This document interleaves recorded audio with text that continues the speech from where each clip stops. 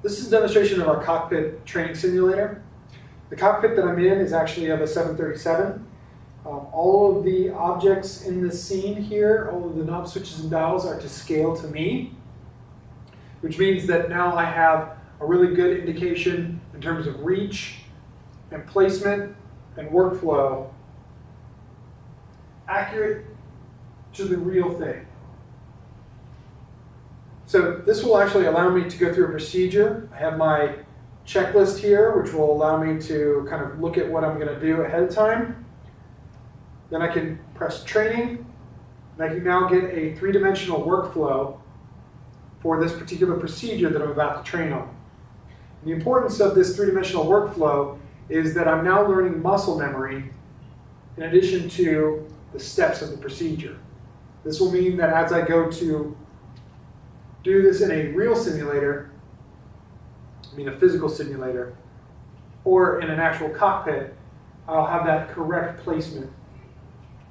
So I can press each of these switches in the order, and this will allow me to move through the procedure, activating each of the correct steps in turn. Notice the lights turn on and off. Just the lever, up and down. And now I've completed that procedure.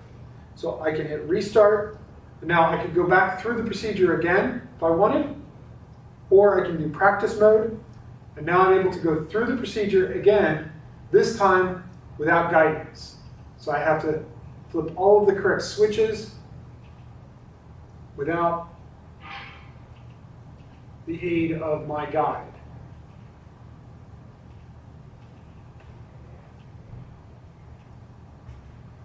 I've completed the procedure, and now I can move on to the next procedure. So doing something like this allows me to create that muscle memory, so when I go into the physical space, all of my movements and training translate one-to-one.